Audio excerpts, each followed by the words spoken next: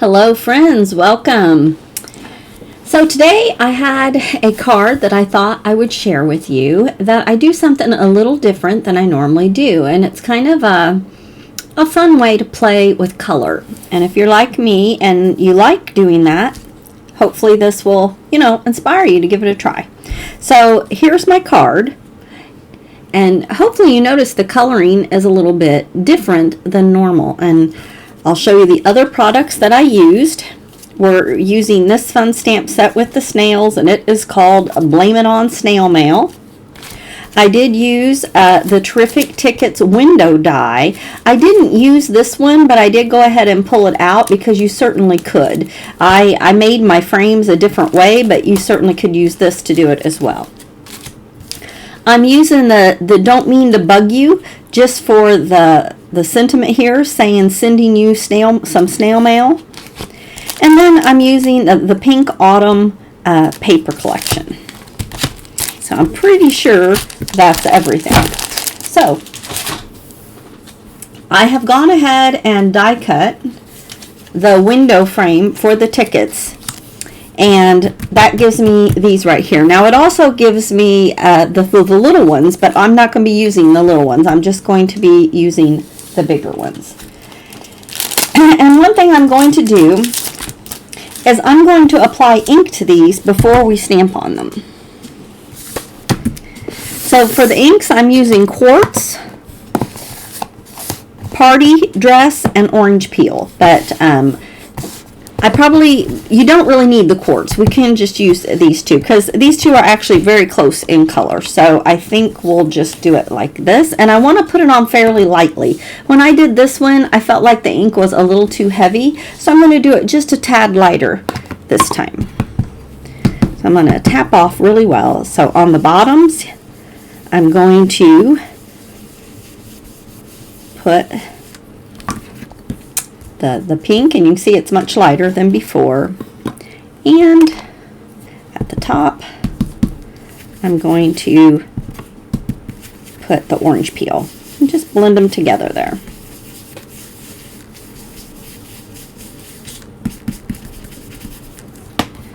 Add just a little bit more of the pink to bring it, to blend it.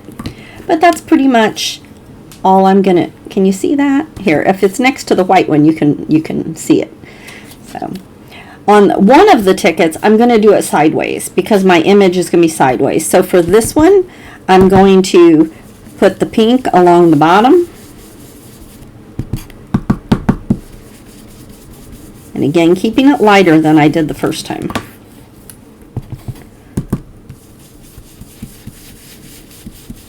Blending that together.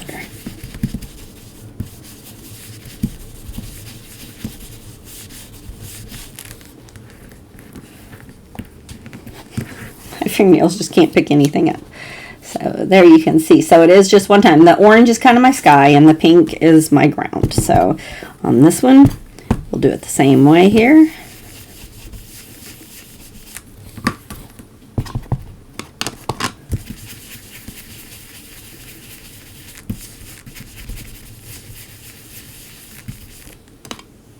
Oops, not that one. This one. All right, so there we go. We have our 3 tickets ink blended.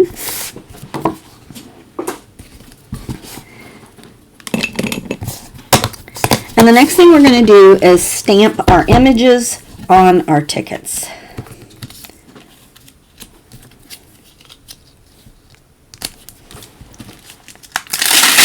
So from our Blame It On Snail Mail, we're going to stamp our little mushroom, the taller one. Is that flying in the right direction? Nope, wrong little bug. I want my bug flying this direction. Then we have this one. And then we're also going to put this one along the bottom.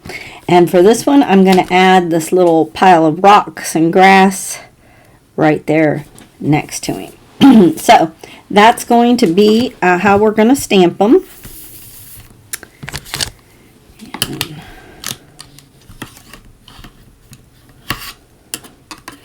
have to do this to keep them from lifting up. There we go. Okay. Right, and I'm gonna stamp these in some Copic friendly ink. So a lot of times when you want images on a inked background, we go ahead and we mask them off. But sometimes it's fun to go ahead and ink and then stamp and color right over your inks.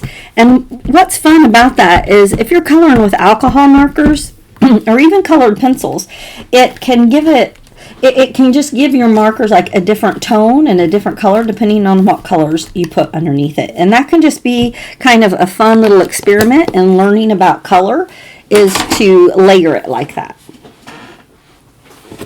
And what's fun is, you know, sometimes you come up with really cool combinations that you really like. Other times you're like, oh, okay, I don't think those go together. But there are some, you know, rules of color that can be handy to know. Like you don't want to create mud, so there are certain colors that don't necessarily go together. So knowing some of those kinds of things can help you. If not, you learn them as you go along. You kind of see. So, okay, now that we have that part done, let's go ahead and pop these out. Now this big image, I also stamped that separately, and I've gone ahead and colored that up for us. And I just stamped that on white. And then I went over it with my pink and my orange brush, just so my outline was not stark white. It's got those same kind of colors that the rest of it does. Okay, so let's go ahead and color this one. And because I have those inks down, you're going to see that my inks behave a little bit differently. So I'm going to start with the R14 and color the top of my mushroom.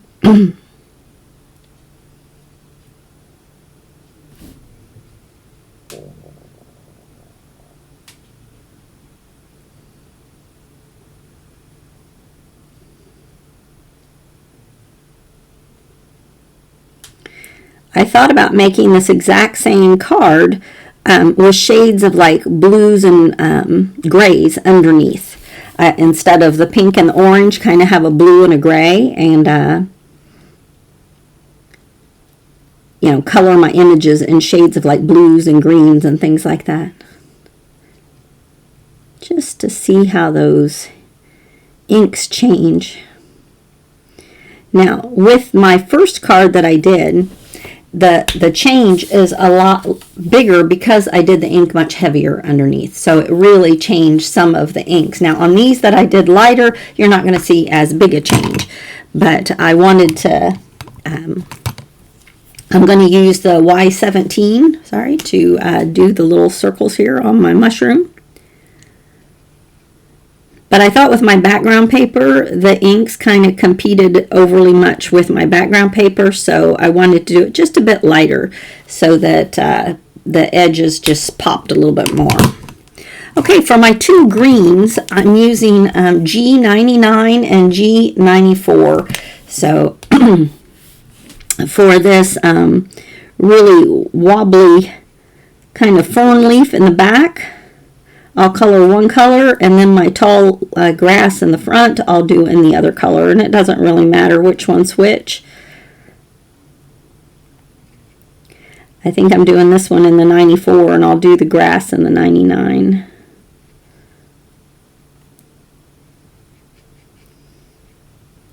Another thing, when you're doing Copic over some ink blending, your shading that you would do normally with colors, you don't have to do quite as much. I still do a little bit, but having that ink under there is already kind of helping with that.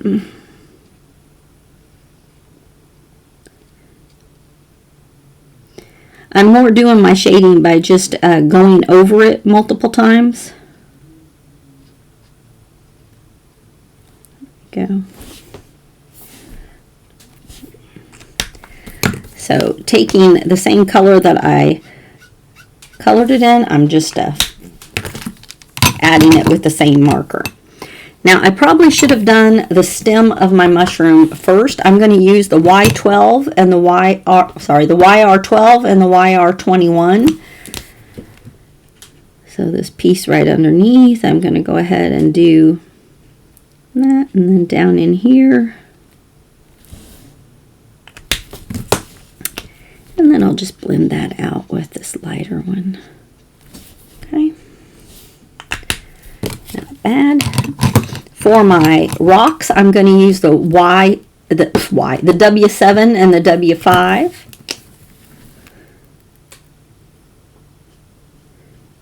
And this is about the only blending I'm really doing.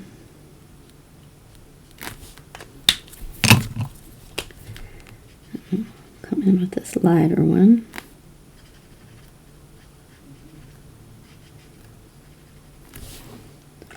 All right, and then the last thing we need to do is our little bug up here. I'm going to use the YR07. My other orange that I'm using is the YR04.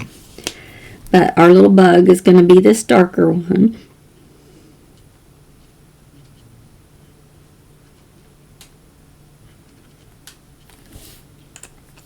Oops. Then the Y17, I'm going to do his wings. And for his eyes, I'm going to use the B00. And that is one color that really looks different with the orange ink underneath. Okay, so now that I have it colored, I'll show you my others, which I've gone ahead and colored those in advance, but I use the exact same colors. The bodies are the same color as the stem, and I use the same oranges and pinks, so everything's the same colors.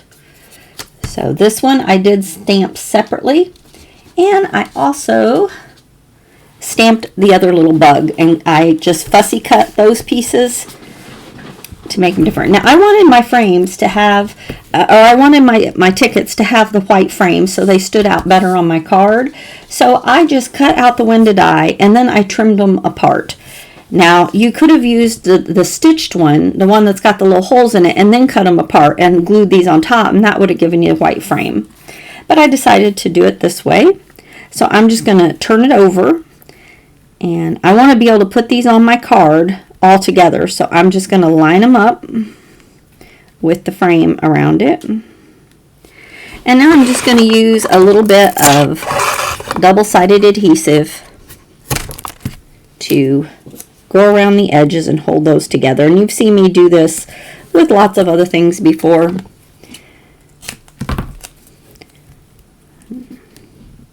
I find it easier to get it lined up doing it this way instead of trying to do it on my card.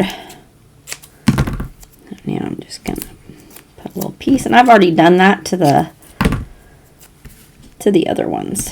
So just like that. So now, you know, they all have a nice white frame. Okay, so for our card, I've gone ahead and trimmed down. It is an A2 size, so I just trimmed this a 1/4 inch smaller so I'd have that nice 1/8 inch border. I'm going to put some foam on just a couple pieces here, not everything. This little ticket down here, I am going to put some foam on him.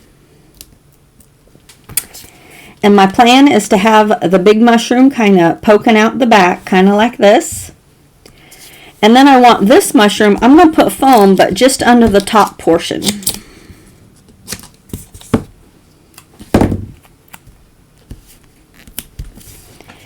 And he's going to tuck right in there, just like that. Okay. Then this one, I'm going to slide right under there, and it's going to be a little lower, but just like this. Then for my sentiment, I want my sentiment right about right here, and then I'm going to add the little bug right here. Okay. All right, let's go ahead and do that. And it's a little bit tricky the way things are layered. I'm going to glue this down, but I didn't put glue under this one corner because I know I want to slide this little guy in there. So I'm going to take that off. I'm also going to remove the double-sided adhesive just on that end, and I'm going to slide him right in there, but not too far because I want to still be able to see him. But now I've got to get this one in place. Let's go ahead and just use that double-sided adhesive. Since it's on there, we might as well use it.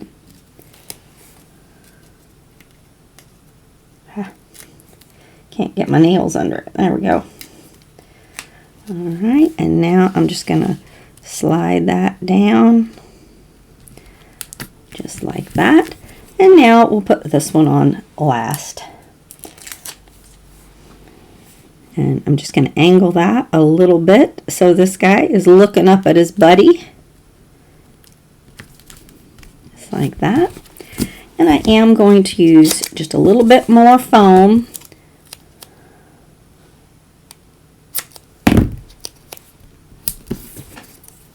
Oops, upside down. Here, and I am going to put just a little piece on the back of our bug.